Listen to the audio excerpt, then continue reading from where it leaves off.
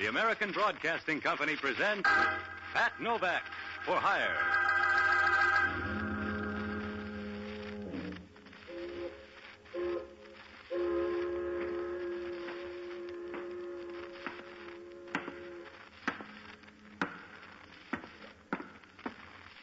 Sure, I'm Pat Novak. For hire.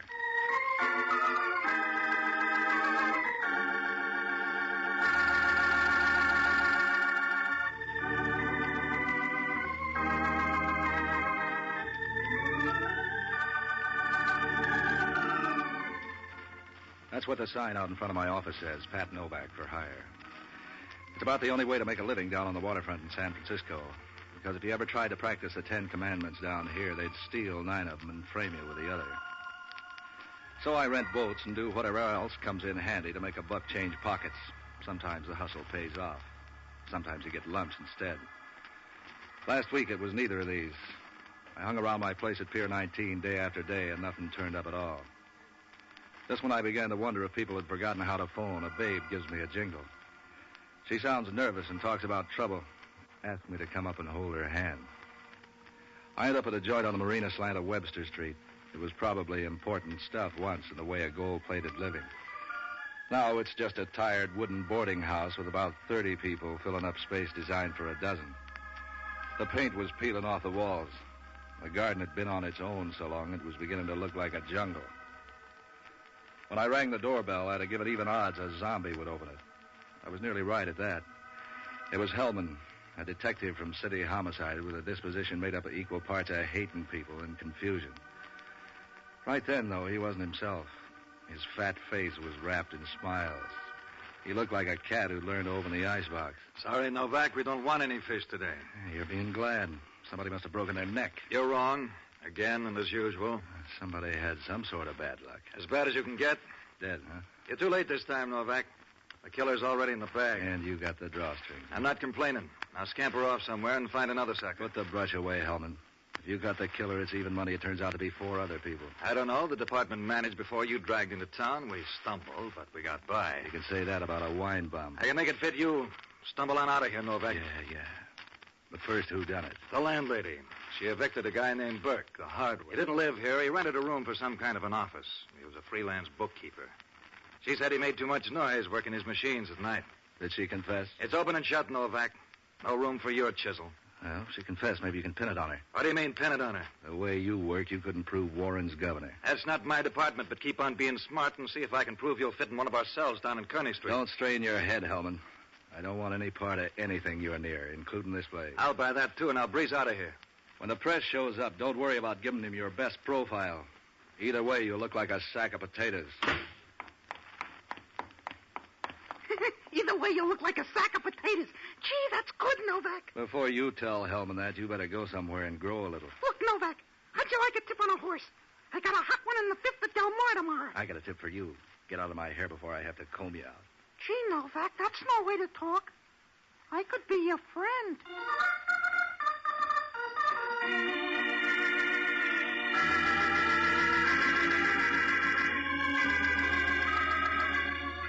The guy was small, even for a midget.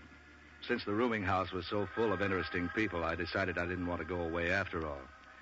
So I went back up the steps. Was just going to try my luck when the door opens from inside. The guy with the welcome is either middle-aged or he's done a lot of careful living. His face is as smooth and as neat as a barrel full of apples. You notice it because he acts like he forgot his face when he went into his act. The rest of him is as mysterious as an addict in a B horror picture. I didn't need any puzzles right then, so I started to brush him off. Especially when I noticed the suit. It was so ragged it looked like he was made up to put the bum on the town. But then I decided to play it for the laughs. How would you like to make some heavy money in a hurry? I quit buying oil wells. I'm not fooling, would you? Who are you? Name's Jack Lansom. I'm Burke's assistant, who used to be. Yeah, he looks like quick, easy money. For an undertaker. For you, too. Sure. Why not? And how? Burke has some papers in his home safe that I don't want pawed over by any flatfoot snooper. They're my papers. Burke just kept them there for me. I want you to get them. I don't see any splints on your legs. I can walk, but I can't leave. Hellman's going to question all the tenants. So what do I do? Go to this address. It's on Nob Hill. Here are the keys. It's a wall safe, not a combination. Just 2 locks you have to open at the same time. The papers are in a sealed envelope marked Ransom Private. Get it? And bring it here. I don't know. When a guy dies, the feds move in. They'll want to list his stuff for taxes. These aren't financial papers. They're just some private letters and things. I don't like flirting with the FBI. How would you like to flirt with $1,000? If the stuff's worth that much, it must be hot. I need those papers. Do you get them for me, or do I phone somebody else? I could change my mind. Here's $100. There's 900 more when the stuff's in my hands. You had me fooled there. You don't dress to fit this kind of dough. So I saved my money. Are you going or not? Give me the keys. Lots of luck, Novak. Hey, Novak, wait a minute. About that horse. Go get a glass of water and drown yourself.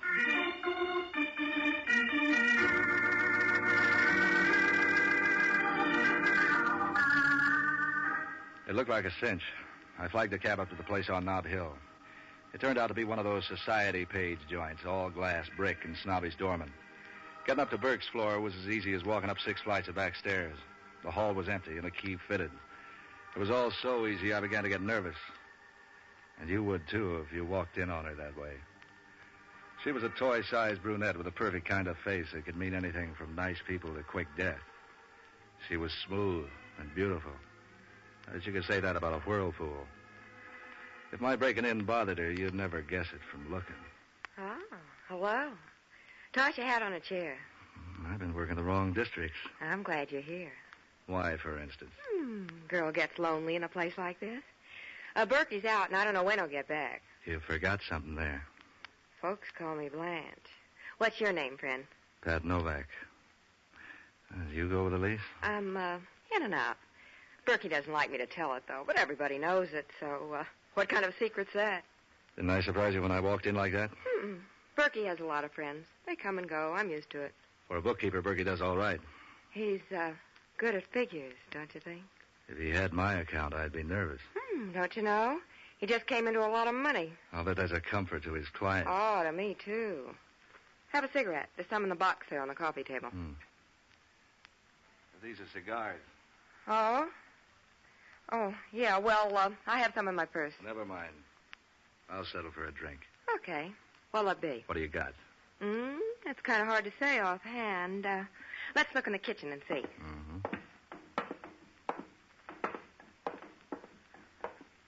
It ought to be up here. But it isn't. I knew a girl that way once.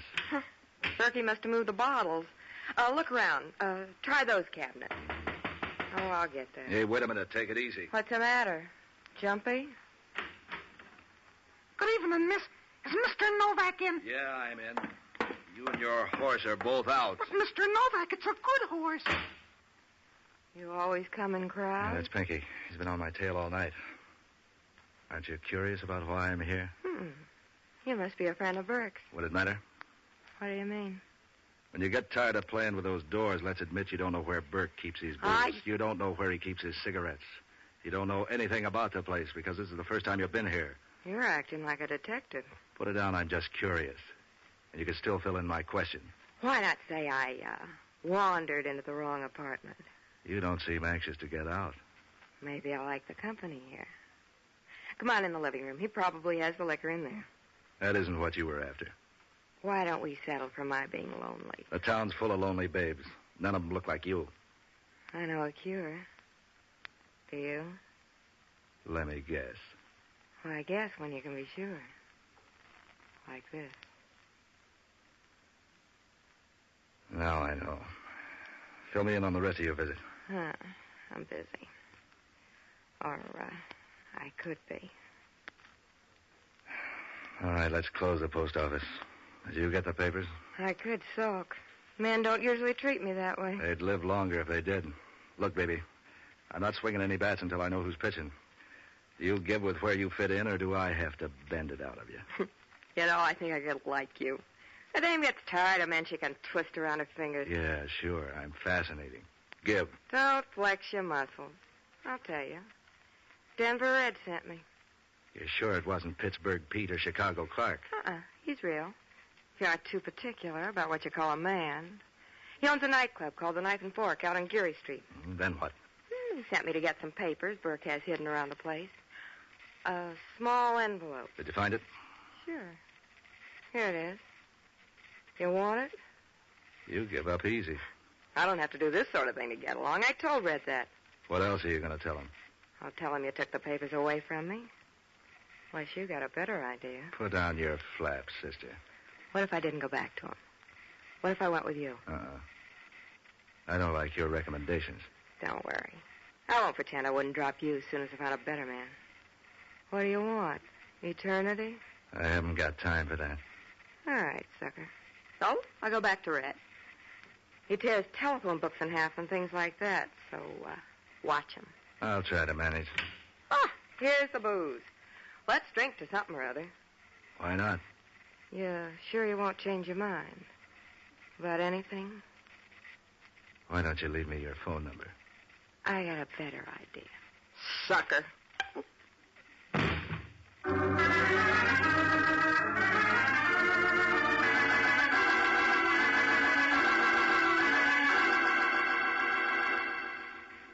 She timed it, but nice. I hardly started to get my hand up before she hit me with a bottle.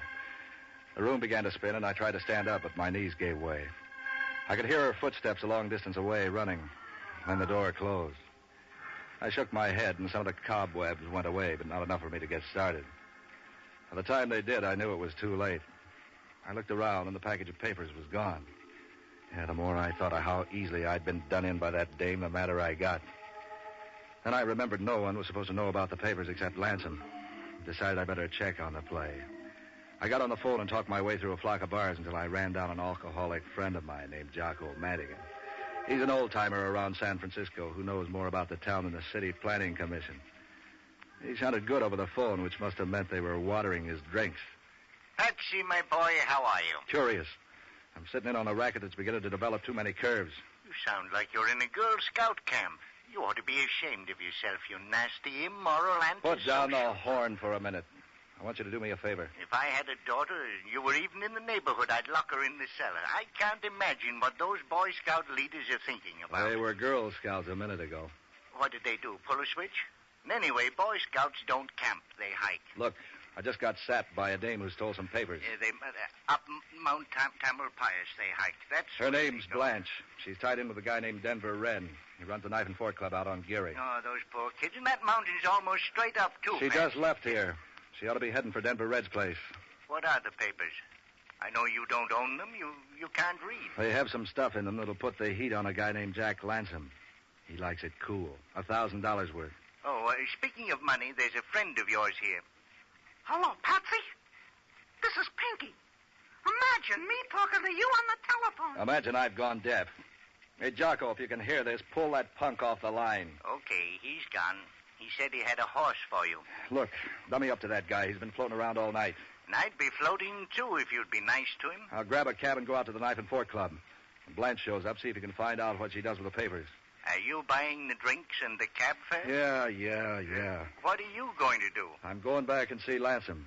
This was supposed to be a closed deal, and will you hurry? The dame will be there and gone. Don't worry about me. You couldn't keep me away from the place. I'm growing wings. Yeah? Why the sudden lather? Well, if you're buying the drinks, there's no use my scrimping. I'm suddenly developing an awful longing for some good, well-aged scotch. So long, lover.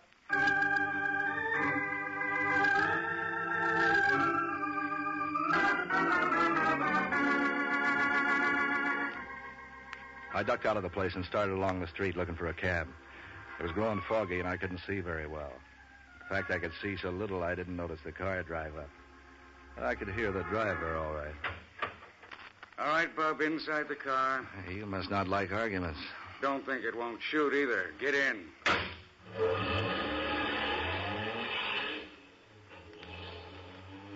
You're Patsy Novak, ain't you? You can say Patsy twice. Don't sulk. I'm doing you a favor. Yeah, thanks for the ride. I'm Reynolds. Gone Reynolds. Ever hear of me? Yeah. You sell pipe dreams. If you know that much, you know that shoveling the snow ain't no job for a preacher. So you're tough. Then what? And you give me Burke's little envelope. What is this, a mass meeting? You pass it over, or do we have to go out in the country and get it twisted out of you? You're wrong twice. I haven't got it. You must think I'm foolish. Someone beat me to it. Who, Murphy? Murphy. Yeah, the bookie. Did he get it? A dame. She said she was working for Denver Red. Out at the Knife and Fork? Well, that sounds all right. Hey, what's up? You don't know? I was hired to pick it up. Yeah, sure. Yeah, I believe that. Take it or leave it, but let me out of here. Don't get nervous. Wait till we hit a quiet street. I'm broad-minded. Let me off anywhere. I said a quiet street. Before you go, I'm going to search you. How do I know you ain't lying? I'm beginning to wonder myself.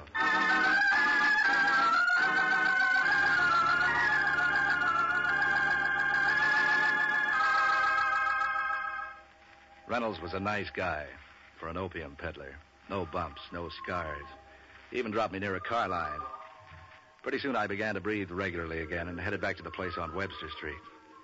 The house was dark except for a light in one of the upstairs windows. Just as I was leaning on the bell, I hear someone coming up the steps behind me. I wish you'd stay put, Mr. Novak. Now, about that horse. He's a beautiful animal. Affectionate. Look, I'm tired of this shadow act. What's your pitch? Straight over the plate, Novak. I'm doing you a favor. Someday I may need one from you. I'm far-sighted. Well, I'm nearsighted. Come here. Hey, Light up and be somebody. What's your racket? Put me down, Novak. I got connections. You can't scare me. I can try. Going in for kidnapping midgets, Novak? Put him down and come on in. I don't want to draw a crowd. Make this the last time I see you, Pinky, or I'll fix it so you wish you had. Who was that? I don't know. I'm beginning to get curious. Forget it. You got the envelope? No. Don't sound so cheerful. Why not? Somebody changed my mind. Too much competition. Keep it understandable. What do you mean? Every tough monkey in town is after those papers, and Denver Red has the inside track. Who else? Tell me about the others. Why didn't you tell me? I didn't know about them. I know how you feel. I didn't know a lot of things either, but I'm beginning to learn.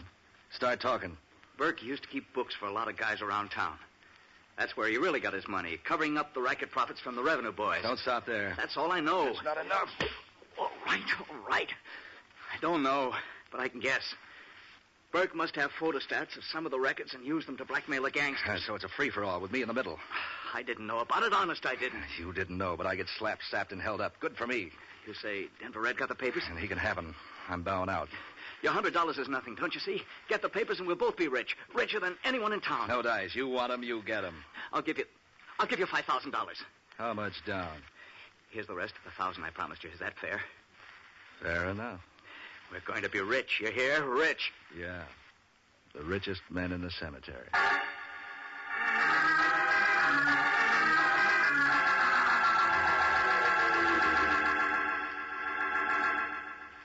Lansom must have thought I was the biggest sucker in the city. I was through with the papers as soon as I discovered how hot they were. I could have told him, but when I saw how anxious he was, I figured I might as well use his shakes to get the rest of the $1,000. I headed out to the Knife and Fork, but my only plan was to get Jocko off the hook. After that, I wanted a lot of time in the country until things cooled off. The joint was out near Golden Gate Park, one of those community center places where you get everything that'll go in a stomach, including bicarbonate. The brunette doll was nowhere in sight, but I saw Jocko over at the bar wrestling with a double-sized highball, eased over beside him. Well, if it isn't the Boy Scout, Patsy Novak. That stuff's beginning to eat into your head, Jocko. Don't you worry. My lobes are functioning smooth as ice in a glass. What can I do for you after you pay the bill? Did the Dame Blanche show up here? Yeah, about half hour ago. What kept you? She's pretty. So's a tiger. Where is she? She and your friend Denver Red went upstairs. He has an apartment up there. Now, that's the way to live. If he bored a hole in the floor and ran a pipe down to the bar... Did you see the papers? No, and do you know a guy named Reynolds, Gong Reynolds? We've met. He was in here. He looked around and ducked out. Did he go upstairs? I don't know. You're running in big company. Reynolds and Denver Red are two of the most powerful gangsters in town. If they've got anything to do with this, you better cash in your chips and get out of the game. Yeah, don't worry. I'm all washed up with this. I heard something else, too. This guy Lanson is no country boy either. Measure him for me. The grapevine has it he used to be a member of Murder Incorporated, the Brooklyn outfit. He got out before they grew into big-time operators. Three of a kind. What do you know about Murphy? Don't tell me Murphy's in on this. Murphy's got the horse wires sewed up. He sewed it up with bullets. Let's get out of here. Yeah, I will in a minute. How do you get to Denver Red's shack? The entrance is outside, but what do you care? Let's get out of here. In a minute. Patsy, they're hotter than summer in Panama. Leave them alone. I'd kind of like to see that envelope. Try the post office. It's full of envelopes. Yeah, not this one. You coming with me? No, Patsy. If you've lost your mind, you've lost it alone.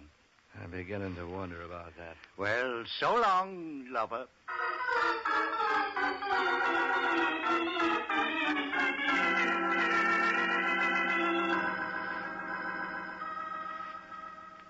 I worked out of the place without causing any fuss.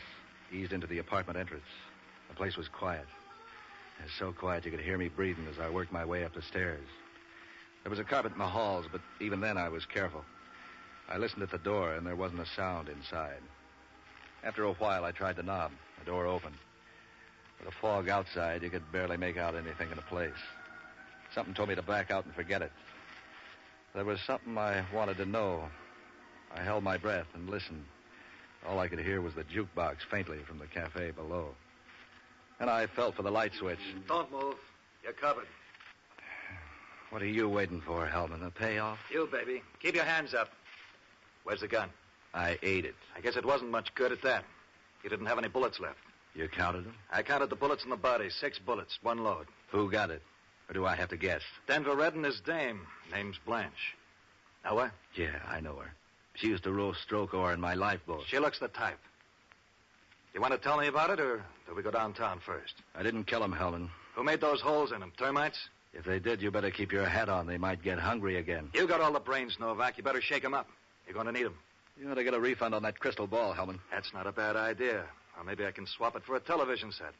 I'd like to see you on those San Quentin broadcasts. You saw me come in, you fathead. You can't pin this one on me. It's pinned, Novak, but good.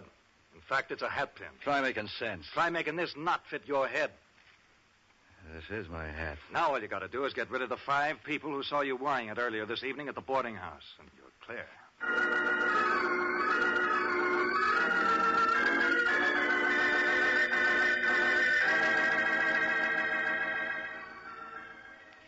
We were halfway down to the Hall of Justice before I could talk Hellman into giving me another chance.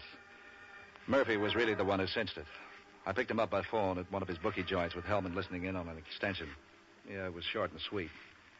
Novak? Yeah, I've heard the name. What's itching you? This may not be my business, but I got a good reason for wanting to know. Spread it out, Novak. I got work to do. Did you get a phone call tonight about an envelope with some photostatic copies of a bunch of records? What's it to you, Novak? You did then. Yeah, some nut, I guess. Didn't give his name. Town's full of them these days. He wouldn't be a nut if Burke had something on you. Hey, what is this? Burke's got nothing on me. I pay my taxes. What is this, Novak? Some new form of shakedown? Yeah, Murphy. But you're not up the tree. Thanks a lot. Hey, it could fit. Do I get a chance to prove it? I can't let you go, Novak. But what if I should bend over for a minute to pick up this pencil and the door open and all? Try it and see, Hellman. Just once.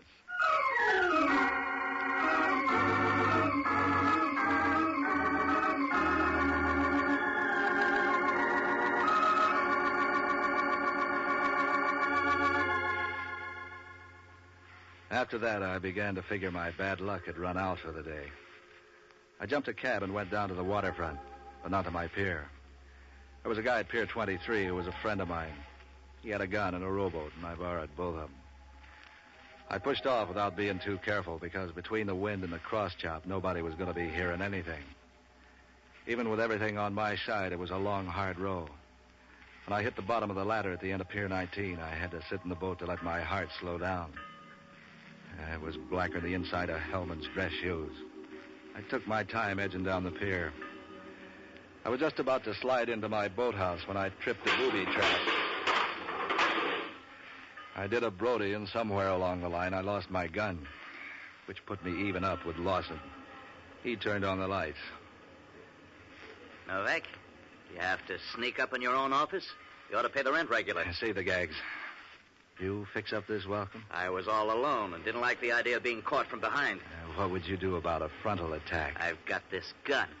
But since it's only you, I don't have to worry. I wouldn't say that. I think you've got all kinds of worries. Everybody has got something. And you've got Reynolds. Where is he? Take it easy. I just saw him earlier tonight, and he mentioned your name. Let's keep that for the society column. I'll take the envelope. I didn't get it for the simple reason that there isn't any envelope. That fall on the head make it soft? You told me you saw it. Nothing important. Just some regular business letters. Nothing that'd stand up in court. I still don't understand this. You don't make sense. And I don't make dough either. I don't have the envelope. Or do you want to search me? I'm not getting that close to you. You're going off on some tangent that I don't understand. So we'll just sit and wait till you get ready. Or until Reynolds gets here. That's supposed to scare me? Look at it this way. You don't mind if I talk? I can listen. No, you sit there, with your back to the door. That's right. Now I'll just warm the place up by closing the door. Now, you were saying? Suppose that the envelope was a phony. After I am on my way, you call up all the big-time hoods in town and tip them off. Now tell me why. The boys start pouring out of the woodwork to give me the business. The ones who chase me are the boys on Burke's lists. Then you could pick up where he left off. I'm not boring you, am I? Not at all. Go on. Everything was as cozy as an upper berth until Denver Red gets his girl into Burke's place before I make it. You're everything but consistent. Now you'll be trying to tag me with the stiffs down at the Knife and Fork. Thanks for the cue. You knew that if Denver Red spotted the envelope for a phony, the news would be all over town and your racket would be kaput, so you killed him. Nice figuring.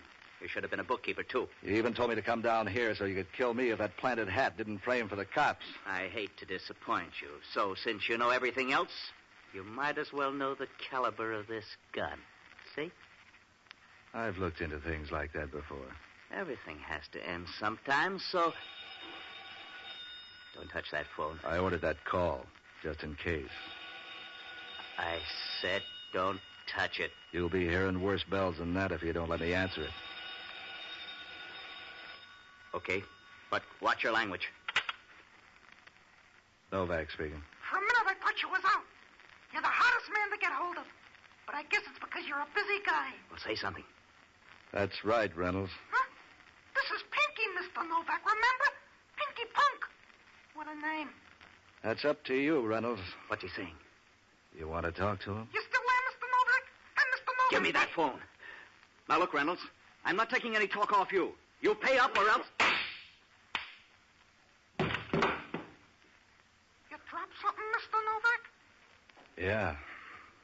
How about that horse? You want to get onto him? I think I can toss a sawbuck into his feed bag. Oh, gee, Mr. Novak, you'll never regret it. Okay, Pinky. Who's the goat? Pinky, I said, what's his name? Gee, Mr. Novak. What do you know?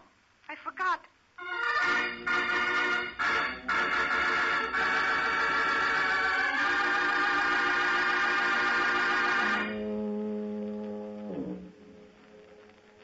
Pinky might have forgotten, but Lansom's memory was good. I handcuffed him to the chair and told him Reynolds would be down in a half an hour. Then gave him Hellman's phone number. He confessed to everything after sitting alone in my office for a while. I know how he felt. When the feds got the news, they moved in with a fine tooth comb, but they never did turn up anything. Nobody ever did. I'm pretty sure of that. But now and then I get the idea maybe I'm wrong. So I start nosing around for those papers. I never find the things. I usually find Reynolds instead. He's beginning to get gray. Who killed the bookkeeper? That was the landlady. Yeah, Hellman got her a room, too.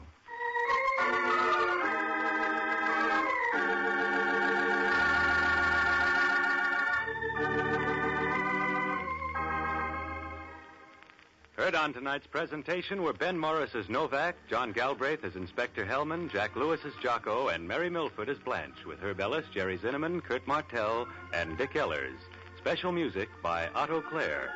Listen again next week at this same time when over most of these stations, the American Broadcasting Company presents Pat Novak for Hire. This is ABC, the American Broadcasting Company.